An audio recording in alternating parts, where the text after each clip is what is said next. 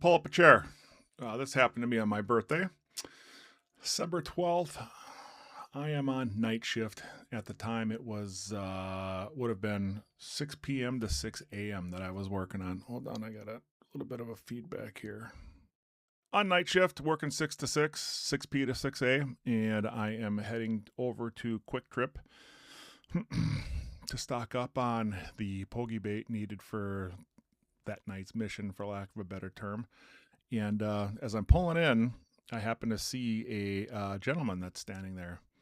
And he's got a sign that says needs work, will work for food, on and on. Typical I need work sign that's on there. So I pull in, roll down my window, and saddle up next to him, and I said, hey man, how's your night going? He's like, it's going okay. And I said, well, how you doing out here? He's like, he says, I'm doing all right. I said, is there anything that you need? Yeah, anything that you could absolutely need right now that would kind of help you out a little bit. And he says, yeah. He says, I could really use a good pair of boots. My feet are cold as I'm out here, and it gets kind of painful, so to speak, as I'm sitting out here. And I said, yeah, dude, I get it. I said, how long are you going to be here for? And he says, I don't know, probably the rest of the night. And I said, okay. I said, do not move. Okay. I said, I'm going to be back here in about, I'm, just doing the as the crow flies type stuff. And, I said, give me about 45 minutes. I said, be here. I said, cause if you're not here, I'm going to be a little pissed. He says, all right. He says, all right, officer, no problem. So I take off, and I'm like, the only place where I can really buy a pair of boots inside the city and not get in trouble for leaving the city is Fleet Farm. So I sidle into Fleet Farm and start going down the rows where they have all the boots, and they were sorrel boots. And I'm like, I forgot also too. I asked him a size. I think they were like 9 or 10. And I said, okay. As I told him, I said, I'll be back. So there I am at Fleet Farm.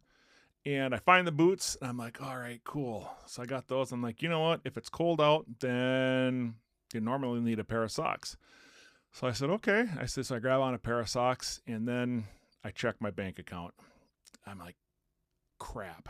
These boots are $65, and I don't have enough to cover the socks. And it really bummed me out because I wanted to give him the whole ensemble. So I said, well, hopefully he appreciates the boots. So I went and purchased the boots, and they cost $65. I had $68 in my account, so I purchased them and went back down to the Quick Trip. And once I get back to the Quick Trip, lo and behold, he's still there. So I says, okay. I pull up and I said, and as he's standing there, I walk up to him and I said, here, man, here you go. Merry Christmas, because Christmas is like 13 days away. And give him the boots. I said, yeah, hey, good luck to you. And I just happened to wander inside in the Quick Trip, get what I need, take off. He's still there. I beat my horn as I go by. Well, as I'm gone, let me backtrack a little bit. We're sitting there and we're screwing around inside it wasn't really, I think this was like a Saturday night, and it was actually pretty quiet for us, or a Sunday night. It was actually pretty quiet for us. So my lieutenant comes in and he says, hey, we were talking about awards and what you had to do for it, and, in order to get recognized around there. And I said to my lieutenant, I said, well, hell's bells, man. I says, I just happened to buy a guy a set of boots. And he's like, no way. There's no way. I go, hold on a minute. Because I got to bring the receipts. And literally, it's a receipt. Run out there, grab my receipt from my car, bring it back into him. And the lieutenant's like, this is what we need. This is what we need to put out to the community and tell them what our officers are doing. I'm like, I just bought him a pair of boots. That's all I wanted. That's all I wanted to give him. Make sure he's happy, and hopefully he has a nice Christmas. A couple nights roll by, and I'm back at work. My captain comes in. Dave, can I talk to you for a minute? I'm like, oh, crap. Now what did I do? And then my second thought is, do I need a union rep? But fortunately, this time I didn't. I go in there and I start sitting down there with the captain. and he hops onto the Facebook page, and I'm like, okay, what's going on? He says, you go ahead and read this. So I start reading it, and I'm going through it, and I'm reading it and reading it and reading it and reading it, and line by line, line by line by line, line by line, line by line. And he looks up at me and he says, is this you? And I said, yeah. I said, that is me. And he, Captain says, this is exactly the kind of stuff that we're looking for. And I said, boss, I said, this is the kind of shit I do every single night. I said, there's no way that I can not do what I'm doing out there and just be a human being. So he said, so we kind of chatted a little bit after that, and then I went back and talked to him. I went back and talked to my lieutenant, and all said and done, right? Well, after I left, Quick Trip, the Quick Trip manager had come out and started talking to him and said, hey, is that police officer, was he bothering you? Was he giving you a hard time? And the gentleman is like, nah. In fact, he gave me a set of winter boots. And the manager is like, are you serious? And he's like, yeah. He goes, I don't even know the cop's name. He says, but he just came by, asked me what I needed, and said I needed a pair of boots. And he was gone for about 45 minutes, and he came back and he gave me this pair of boots. And it just kind of took off from there. The story starts to spread. I start getting letters of thank you, congratulations, you're so thoughtful. It's glad to see that there's people that are like you that are out there that wear the badge. And believe you me, this isn't the stuff that I am looking for. I'm like, Jesus, man, the guy just had a freaking needed a pair of boots, and I said I can't have him walking around with freezing dogs while he's out there. And so as the story's spreading, there's more things that are coming in. My chief is getting phone calls and letters and stuff, and I'm like, man, I'm thinking to myself, I just gave the guy a pair of boots and said, see you later, good luck to you. Well, the story continues to spread, and I get a phone call from one of my best friends, and he's like, I cannot believe you actually did this. And I said, what are you talking about? And he says, do you understand that this is all over the radio? And I'm like, nah. And not that I really gave a shit, but I'm like, no, that's great. He says, as they're going through it, and he says, they're talking, and I says, City of Wausau Police Department police officer gives homeless man boots. And he starts thinking, there's only one person in Wausau who would actually do this that he knew of. So he says, and that's when he calls me. He says, my name came out. He goes like, I knew it. So I start laughing, and I said, yeah. He says, well, because this is going to end one of two ways. Either you're going to be a hero, or, you may end up in the doghouse. I'm like, dude, I don't care. I got like 2 years left before I retire. This is what we're doing. About a week later, I get a phone call from the local television station that's here. I'm like, hey, this is Dave Prokop, or Officer Prokop. And she says, hey, we would like to talk to you. Okay, is there a way that we can go back out there and recreate it, and we can take pictures of you walking? I'm like, yeah, that's no problem.